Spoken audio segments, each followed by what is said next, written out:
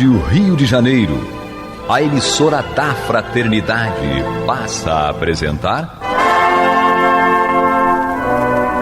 Luz na Penumbra, programa que leva ao seu coração a mensagem da doutrina espírita.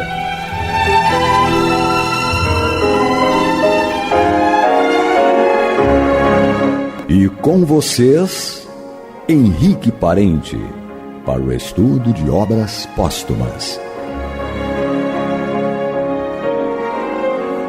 Querido amigo ouvinte, mais uma vez aqui diante dos microfones da Rádio Rio de Janeiro, eu, Carlos Henrique Parente, me encontro aqui para trabalhar esse conteúdo que é uma busca para nós, a busca de um sentido que temos na vida, né? Onde a gente está sempre no processo de desenvolvimento e principalmente, que é uma coisa que nos falta muitas vezes, que é a aplicação desses conhecimentos.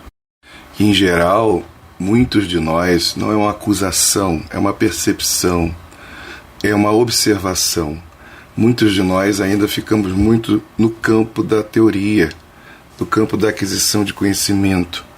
E quando a gente olha e presta atenção nos ensinamentos de Jesus, mesmo diante, né, do quadro clássico, daquilo que nos é apresentado, através da literatura, através de filmes, a gente percebe algo muito significativo e fundamental na prática de Jesus, na relação dele com o mundo, com as pessoas, com as circunstâncias, onde a gente vê a prática. Todos nós sabemos que Jesus nada escreveu por si mesmo, porque a sua vida é um livro muito bem escrito, um livro aberto, como costumamos dizer. Então, o que ele nos convida é a prática de um sentido que todo mundo possui dentro de si. Todos nós somos seres reencarnados. Já nos chama a atenção aos querido e saudoso professor José Herculano Pires, quando em sua obra Pedagogia Espírita, ele traz à baila essa noção que a gente sabe, mas muitas vezes se esquece. Quando ele fala ali no aspecto da educação, do educando, ele diz assim: o educando é um reencarnado. Querido amigo ouvinte, isso muda tudo. E muda tudo mesmo. Porque, lembrando Platão, todo conhecimento é memória, dizendo a respeito dessa consciência dele, da condição humana de espíritos reencarnados, pois ele sabia disso plenamente. Esses espíritos do passado tinham a plena consciência dessa questão tão importante, né, para nós, nos revela exatamente isso. Ninguém aqui está questionando, né, nem buscando saber quando foi o início de tudo isso. Mas já estávamos no meio de alguma coisa, e Platão tinha essa consciência. Então, Herculano Pires, quando traz esse comentário para todos nós, né, que o educando é um reencarnado, isso realmente nos leva à condição de que temos em nós um conteúdo e que precisamos colocar esse conteúdo em prática. Daí Kardec, desde ali, do início do Evangelho segundo o Espiritismo, ele falar, né, na introdução, no final da introdução, que o trabalho realizado por Jesus e todo o contexto do que estava sendo, o que seria trabalhado no Evangelho segundo o Espiritismo, seria um convite ao cristão, àquela pessoa, à prática do Evangelho. Ou seja, é tornar esse conteúdo além da questão do conhecimento da teoria. Isso é importantíssimo, é fundamental, ninguém nega isso, né? Isso enriquece a nossa pessoa, isso dinamiza e amplia a nossa inteligência. Mas a prática nos aproxima daquilo que é verdadeiro, nos aproxima do ponto do equilíbrio, ou ponto de equilíbrio, porque senão a gente fica somente nos conceitos do estudo, e a mente, ela cria a imagem naturalmente de alguma coisa, mas é preciso que você se aproxime, né, nesse campo existencial dessas tais coisas, para que a gente possa realmente ter a dimensão mais aproximada do que é real. Porque às vezes aquilo que é real Eu digo real no sentido da existência, né, do nosso comportamento, da prática, da aproximação nossa diante das coisas, das pessoas.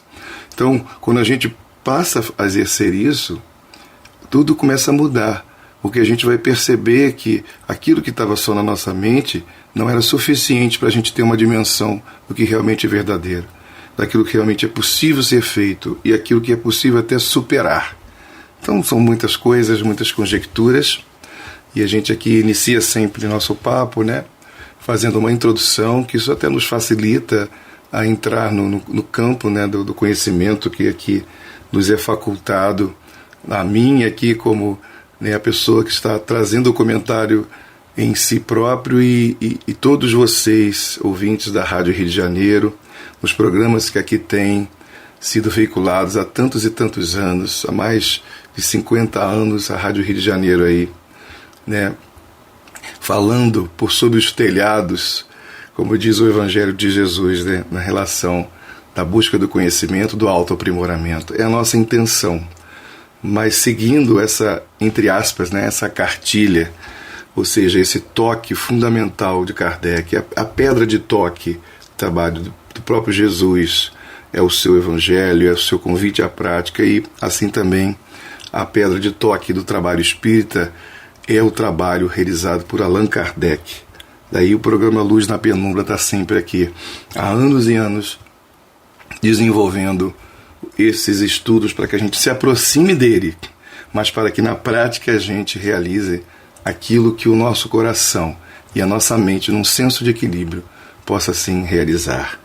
E vamos dando continuidade aqui, iniciando hoje um novo tema, mas que na verdade é uma continuação daquilo que estamos, né, estudando do livro Obras Póstumas, para quem está ouvindo pela primeira vez e relembrando aí a todos, a obra que estamos estudando aqui, eu, Carlos Henrique Parente, é o livro Obras Póstumas, publicado 21 anos após a desencarnação de Kardec, com textos do Allan Kardec, não são de outras pessoas, textos que ele guardava, alguns, como a gente diz, né, engavetava, porque eram menções muito pessoais, particulares, mas esses textos estão mais na segunda parte do estudo, né, do livro.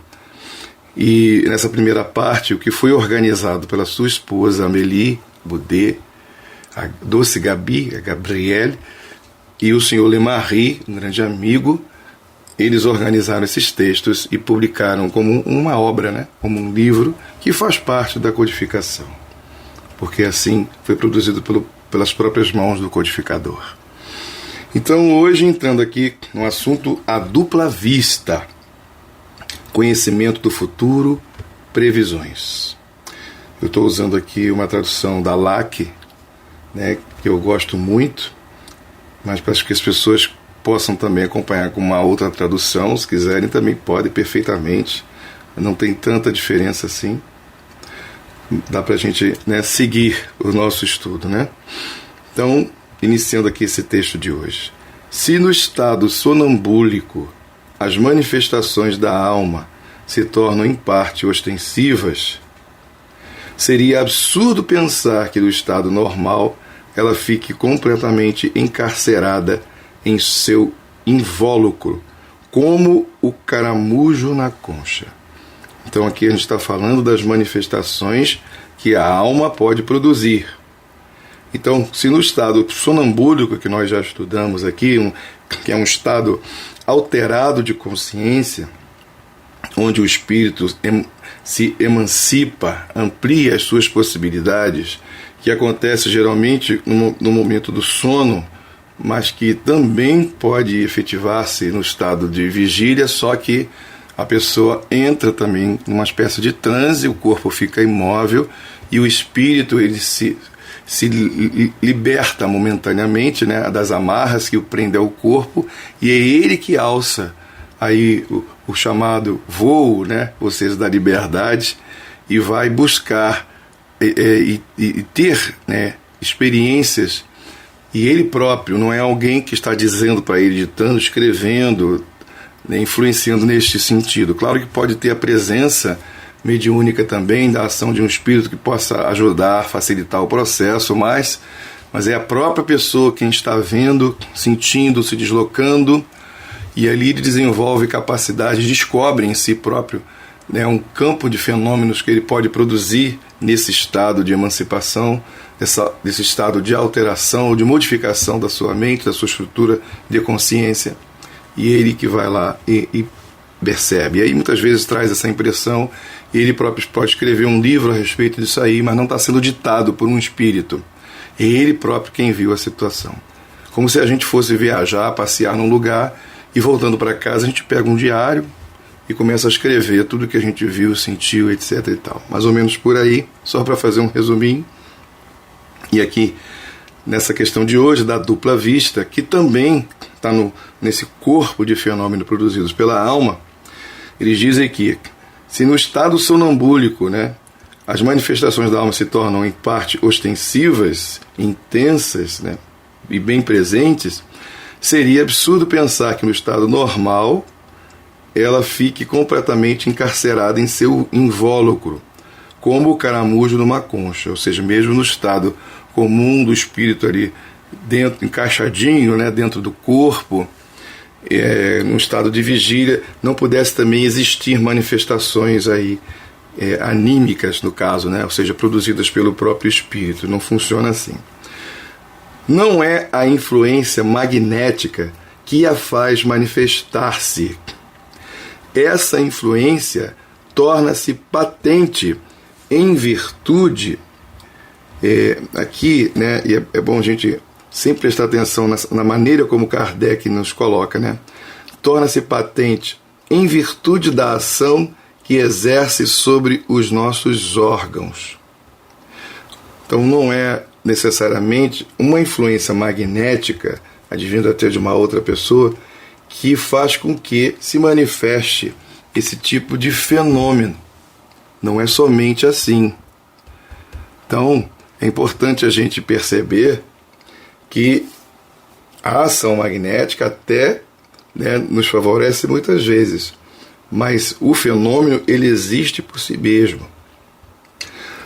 Ora, o estado sonambúlico nem sempre é a condição indispensável para esta manifestação. Continuando aqui o texto. As faculdades que temos visto produzirem-se naquele estado desenvolvem-se algumas vezes no estado normal em alguns indivíduos. Resulta daí, para esses, a faculdade de ver além dos limites dos sentidos. Percebem as coisas ausentes até onde se estende a ação da alma.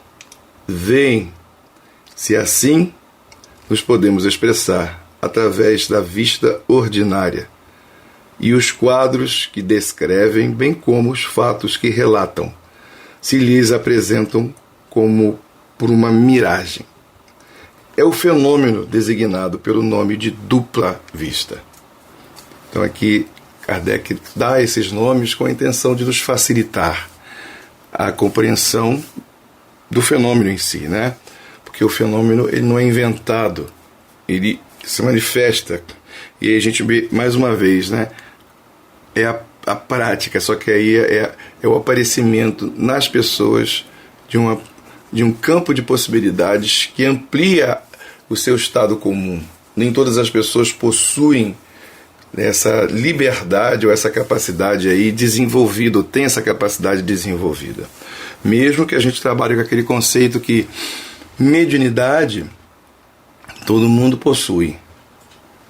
O estado anímico, ou seja, o potencial anímico de produção de fenômenos, todo mundo possui. Mas nem sempre é possível que a gente consiga manifestar determinadas coisas. Então, por motivos cabíveis aí a cada pessoa, a cada necessidade de experiência existencial.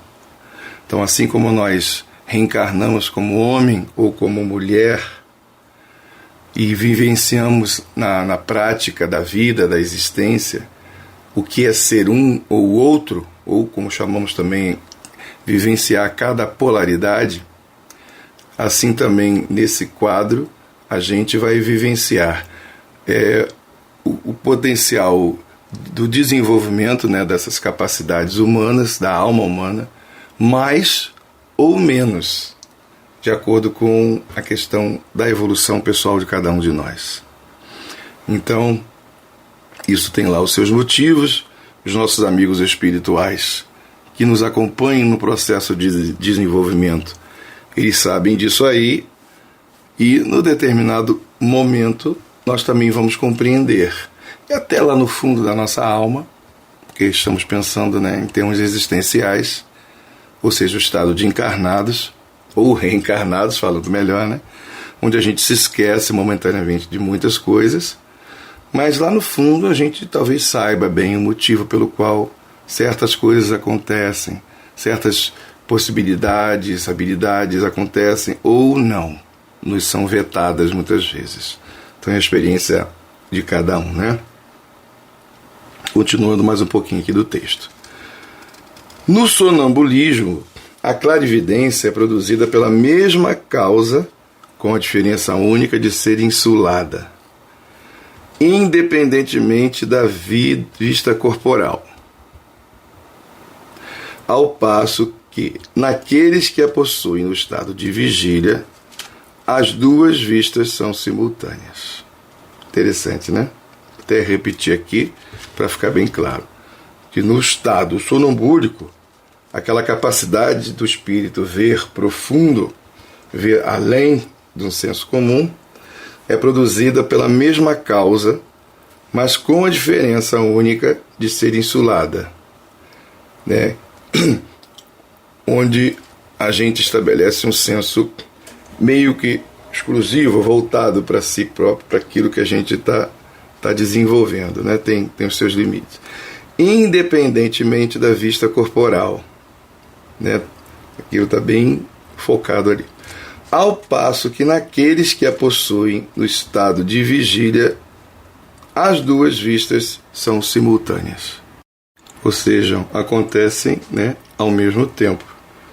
Aquela que possui, que está em nós, do estado sonambúlico, de quem tem esse potencial sonambúlico desenvolvido, de uma forma ostensiva, e também no estado de vigília, no estado onde o espírito está ali, ele também possui, só que sem aquela estrutura de algo mais isolado, que é o que ele coloca para a gente aqui em relação a essa capacidade da clarividência, ou seja, o que é insulado, meio isolado ali, muito específico, como mais ou menos procurei dizer. Nem sempre a gente encontra a melhor palavra, mas vamos seguindo para que a gente consiga perceber melhor, de maneira até mais profunda algumas vezes, isso que o Espiritismo, através do trabalho de Kardec, vem nos ensinar.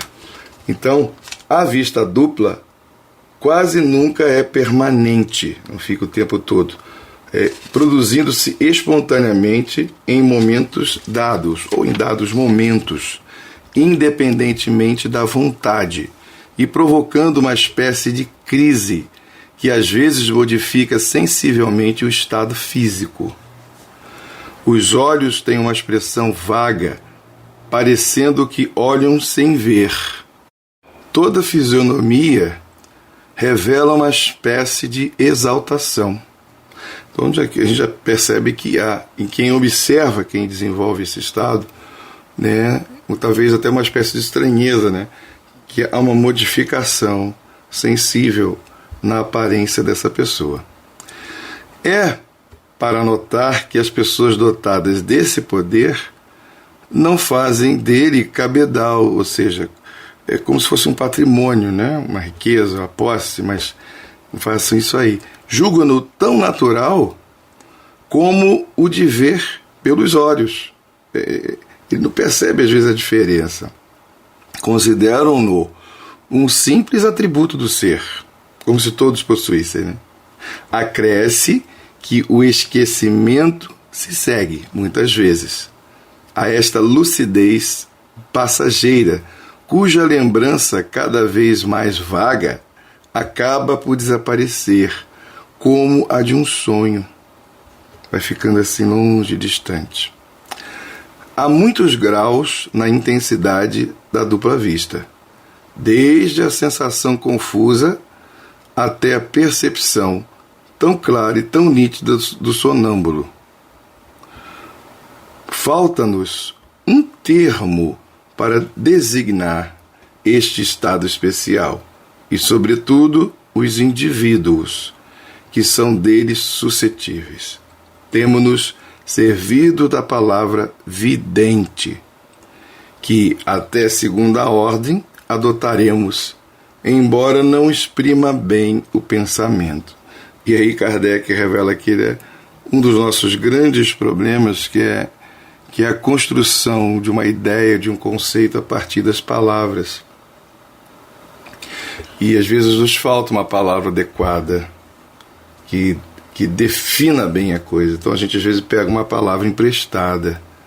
Então existem muitos conceitos que se confundem às vezes, onde a gente até se afasta um pouco daquela essência do significado, porque tomou emprestado de um conceito semelhante, para dar conta do que a gente quer falar, mas aquilo não atende plenamente ou 100% aí, né?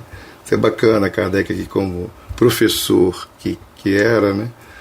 Ele chamar a nossa atenção para isso, né? Muito bacana isso aí. Então, a gente vai vendo, né, o quanto esses assuntos nos favorecem na busca de um conhecimento que certamente, né, fará a diferença em nossas vidas. Mas vamos mais um pouquinho aqui. Se depois do que fica exposto aproximarmos os fenômenos da clarividência sonambúlica dos da vista dupla, compreenderemos como o vidente pode ter a percepção das coisas ausentes, como pode ver a distância do mesmo modo que o sonâmbulo e como segue o curso dos acontecimentos. Julga da direção que eles levam e pode, em alguns casos, prever o desfecho que terão. O dom da vista dupla é o que o estado rudimentar dá a uns tantos indivíduos o ato, a perspicácia, uma tal ou qual segurança em suas resoluções e o que pode ser chamado como justeza de vista moral. Mais desenvolvido ainda, dá o conhecimento dos acontecimentos que estão iminentes, aqueles que estão próximos de acontecer, e levado ao máximo, finalmente, é o êxtase do homem acordado. O fenômeno da vista dupla, como já o dissemos, é quase sempre natural e espontâneo. Parece, porém, produzir-se mais frequentemente sob o influxo de determinadas circunstâncias em tempos de crises, calamidades, grandes comoções, todas as causas, enfim, de sobreexcitações morais provocam-lhe o desenvolvimento. Parece que a providência, ou seja, Deus, na iminência dos grandes perigos, nos multiplica as faculdades de preveni-los. Bacana a gente, né, perceber isso, né? A presença da manifestação de um fenômeno, no caso dos sonâmbulos, mas, né, não só no estado de alteração, né, de consciência, de percepção por si mesmo das coisas, mas mesmo estado de vigília, algum tipo de comoção, algum tipo de momento de percepção nos faz perceber e enxergar muito, muito além, né, do senso comum. Isso é bacana a gente ver, né, as possibilidades do homem espiritual e projetando, né, a gente para o futuro, imaginando, né, antecipadamente o nosso futuro com o nosso desenvolvimento, com o passar do tempo, a gente pode começar a ter assim uma ideia da beleza que será o futuro de todos nós, à medida que vamos desenvolvendo a nossa capacidade do ser espiritual que somos, ou seja, a capacidade dos filhos de Deus que somos, né? Então é bonito ver isso tudo, e a reencarnação, ela passa para a gente uma noção e se torna cada vez mais belo. Eu não diria nem a crença na reencarnação, porque está muito além disso. A reencarnação não é uma crença, é um fato. Ela está presente em toda a história da humanidade, está também o cristianismo do nosso querido Mestre Jesus. Mas, querido amigo ouvinte, hoje nós vamos ficando por aqui. Na próxima vez, no próximo programa, nós vamos dar continuidade a esse estudo muito interessante. Muita paz a todos. Fique com Deus. Você está ouvindo o programa Luz na Penumbra.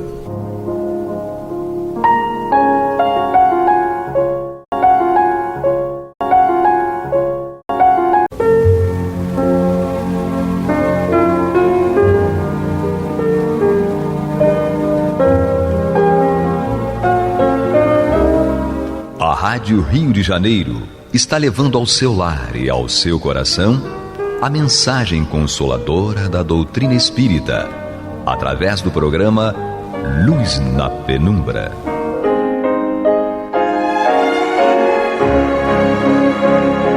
E com vocês, Antônio de Pádua Barbosa, para comentar o Evangelho segundo o Espiritismo, da obra codificada por Allan Kardec. Muito boa noite, meus amigos. Estamos aqui de volta ao programa Luz na Penumbra, no qual nós estudamos o Evangelho segundo o Espiritismo de Allan Kardec. Estamos aqui em seu capítulo 3, Há muitas moradas na casa de meu pai. E hoje nós vamos estudar o tópico Diferentes categorias de mundos habitados. São seus itens 3, 4 e 5. Conforme nós estudamos no programa anterior sobre as muitas moradas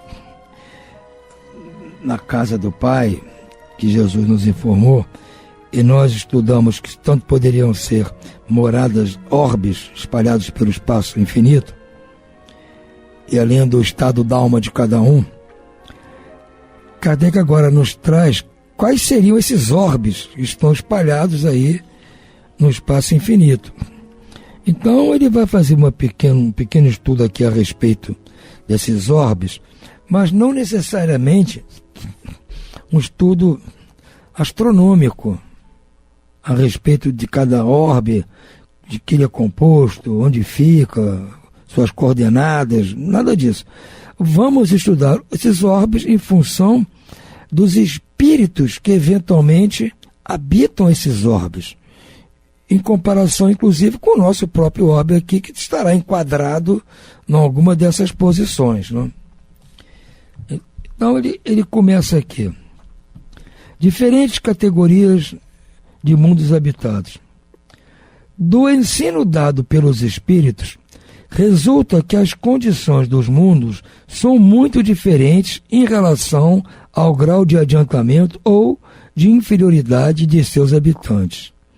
Entre eles, há os que em que estão últimos são ainda inferiores aos da Terra, física e moralmente. Outros da mesma categoria que o nosso, e outros que eles são mais ou menos superiores sob todos os aspectos. Nos mundos inferiores, a existência é toda material. As paixões reinam soberanas, a vida moral é quase nula.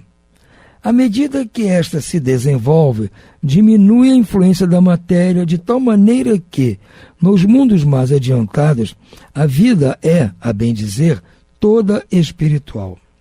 Então ele já está nos dando aqui uma ideia de que essas diferentes categorias de mundos habitados no universo podem ser classificadas, grosso modo, naqueles que são, moralmente falando, intelectualmente falando, ainda inferiores ao nosso mundo, e aqueles que são superiores ao nosso mundo. Então ele diz que aqueles que são inferiores ao nosso mundo ainda estão física e moralmente, dizemos assim, inferiores, né? Então eles estão em situação onde a parte material praticamente é a única que existe. Os espíritos ali encarnados ainda vivem sob a égide das paixões humanas, voltadas só para a materialidade. A vida moral, nesse caso, é quase nula. Agora, à medida que essa vida se desenvolve, diminui a influência da matéria, de tal maneira que os mundos mais adiantados, a vida é bem dizer espiritual. Ou seja, desses mundos inferiores em que a matéria predomina, os espíritos que ali vivem, quando encarnados, estão focados só na sobrevivência, não tem nenhuma perspectiva de comportamento moral, mas eles vão, com o passar do tempo, evoluindo, vão chegar ao nível que nós estamos, já com algum progresso material e algum progresso moral. E vamos continuar até chegar ao ponto, a bem dizer, onde a vida é toda espiritual. No item 4 ele nos diz: nos mundos intermediários misturam-se o bem e o mal, predominando um ou outro, conforme o grau de adiantamento das criaturas que os habitam. Então já estamos chegando em mundos mais parecidos com o nosso, onde há o bem e há o mal ainda. Estão de forma misturados um com o outro. Embora não se possa fazer desses diferentes mundos uma classificação absoluta, pode, todavia, em virtude do estado em que se acham e da destinação que trazem, tomando por base os matizes mais salientes, dividi-los, de modo geral, como segue: mundo primitivo, destinado às primeiras encarnações da alma humana; mundos de expiação e provas, onde predomina o mal; mundos de regeneração, nos quais almas que ainda têm que expiar aurem novas forças, repousando das fadigas da luta; mundos felizes, onde o bem sobrepuja o mal; mundos celestes ou divinos, morada de espíritos depurados, no qual reina exclusivamente o bem. A Terra pertence à categoria dos mundos de expiação e provas, razão porque aí o homem está exposto a tantas misérias. Então, neste ordenamento muito lógico proposto por Kardec, nós conseguimos encontrar qual a categoria do nosso mundo, né? Ele diz: há primeiramente os mundos primitivos, destinados às primeiras encarnações da alma humana, ou seja, aqueles mundos que são os espíritos que estão encarnando pela primeira vez. Então eles não têm noção ainda da vida como deve ser. Podemos dizer, era como aqui o nosso planeta na época ainda da Idade da Pedra, daqueles primeiros hominídeos, que eram muito mais parecidos com animais do que como a raça humana de hoje. Então, eles viviam justamente só para a sobrevivência. Não tinham preocupação moral, lei, ordem, nada disso. Viviam como os animais, vivem só para a sua subsistência. Mas é claro que eles foram avançando.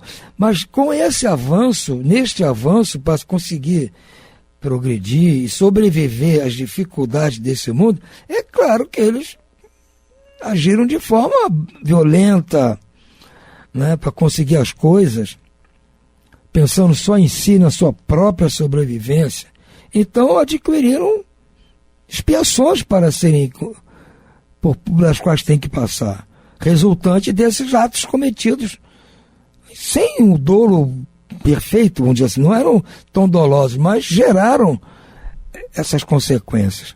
Daí, já com algum conhecimento intelectual apurado pelas dificuldades inerentes a essa primitividade anterior, eles começam a adquirir mais conforto para a sua vida, né? Então, acertando as suas expiações aqui no planeta, mas com o uso da inteligência, melhorando as suas condições, vem também o desejo de trazer conforto só para si, abusar dos outros, né? Buscar as coisas para si em detrimento dos outros, ou seja, criando mais motivos para expiações. Então, gerando, inclusive, algumas provas pelas quais vão ter que passar, porque no momento em que eles geram para o futuro situações drásticas para si mesmos, isso é uma expiação, mas ao mesmo tempo é uma prova, porque ninguém gosta de passar por situações drásticas, sofredoras.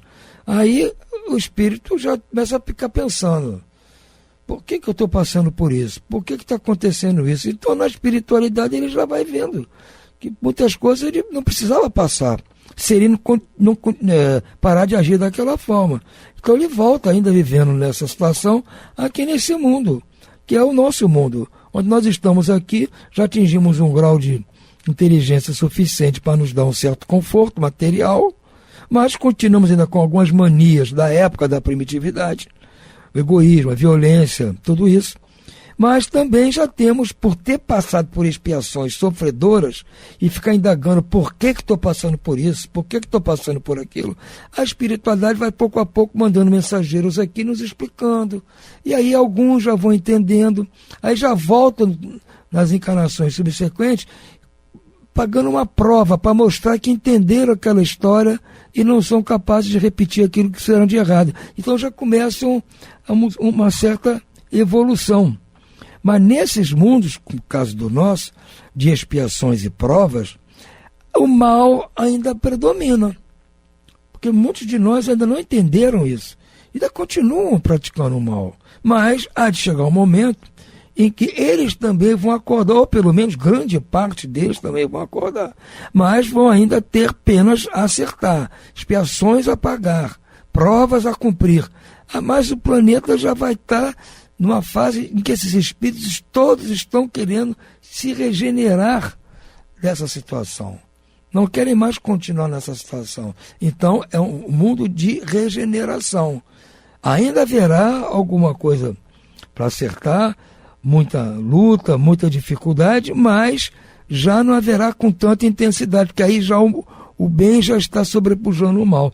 Quando tivermos passado por essa fase, e que todos estiverem só praticando o bem, não mais haverá penas a pagar, expiações, provas, nada disso, seremos um mundo de espíritos felizes, porque ali só praticamos o bem. O bem terá erradicado o mal para sempre. Então esse é um mundo feliz. Após esse tipo de mundo virão os mundos celestes ou divinos. Mas aí, como diz aqui, é morada de espíritos totalmente depurados, no qual reina exclusivamente o bem. Então, nesses mundos celestes, moram espíritos que já não tem mais nada para acertar. Só praticam o bem, só praticam o amor. Então, eles estão nesses mundos celestes. Eventualmente, eles podem encarnar no mundo primitivo, mundo de provas e expiações, mundo de regeneração, como uma missão para passar ensinamentos e dar exemplos para aqueles que ainda estão nessa caminhada sofrida. Segue Kardec aqui no seu item 5º.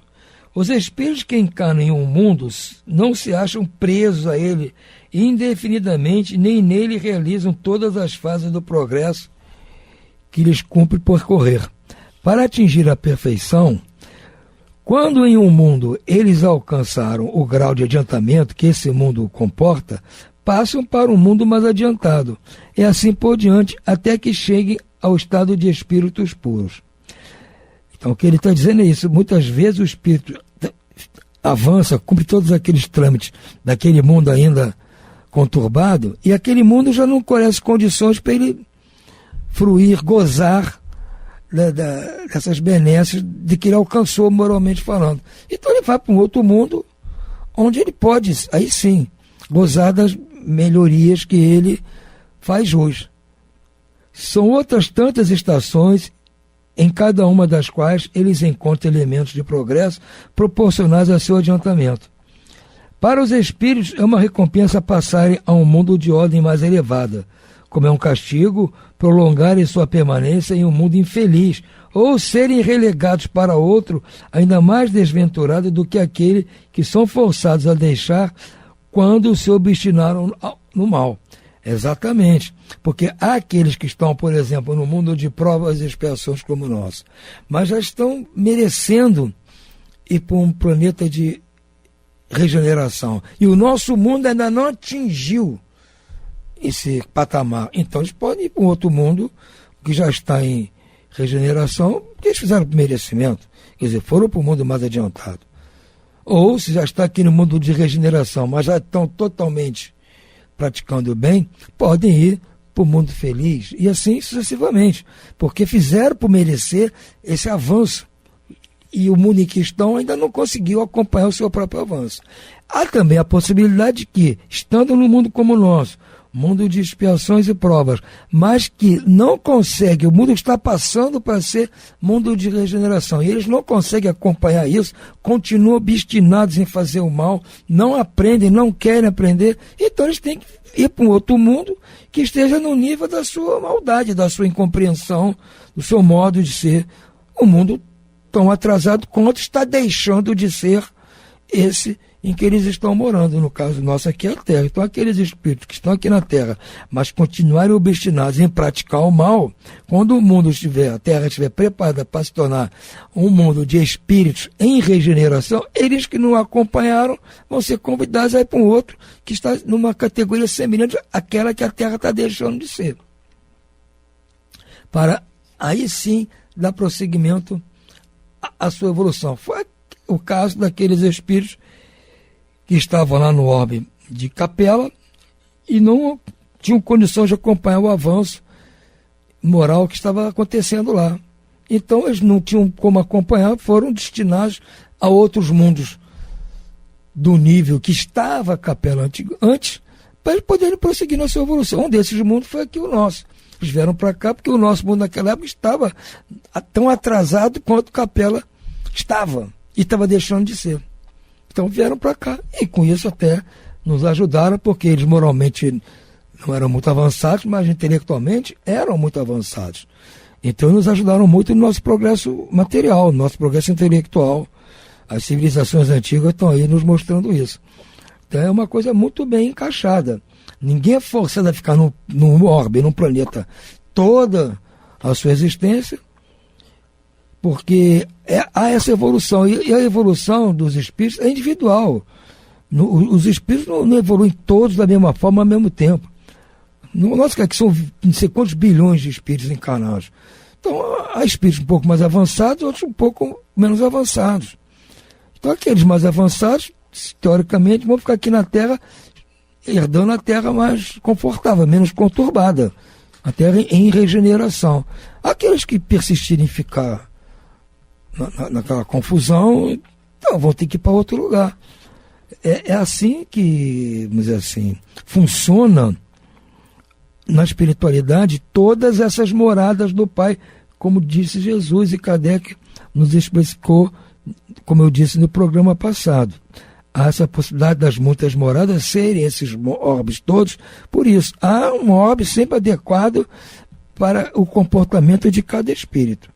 O seu comportamento é assim, se aqui neste orbe não há lugar para você mais, vai se arrumar um lugar para você.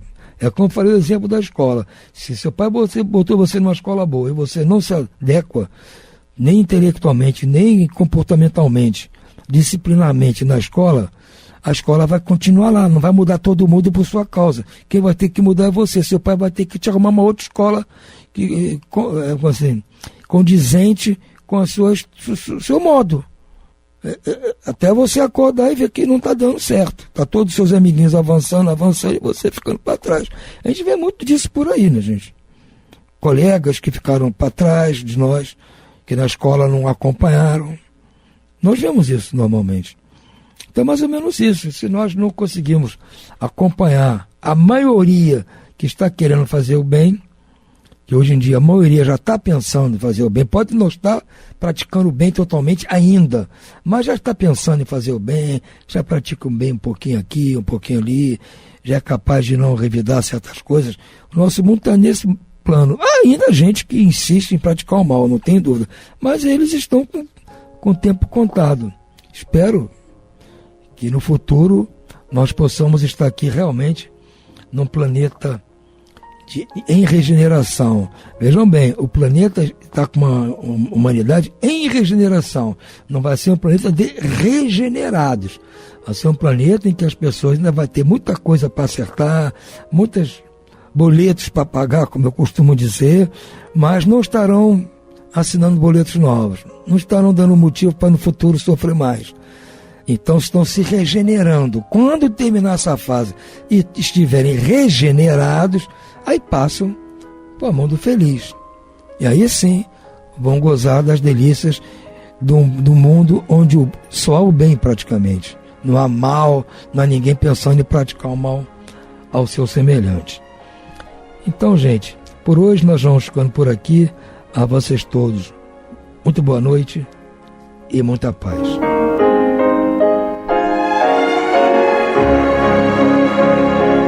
E vamos ouvir agora a prece de encerramento de nosso programa, na voz de Geraldo de Aquino. Jesus, dá-nos coragem para a luta, piedade para os insultos e misericórdia para as injustiças e ingratidões. Limpa nossa alma de inveja e ambições mesquinhas, de ódio e de vingança o nosso caminho. E que dentro em pouco, ao recolher-nos de novo ao calor do nosso leito, para que o sono nos dê a paz e o esquecimento das tristezas humanas, possamos sentir, Senhor, no mais íntimo de nosso ser, a doçura indefinível do Teu amor e a grandeza incomparável da Tua divina presença. Que assim seja.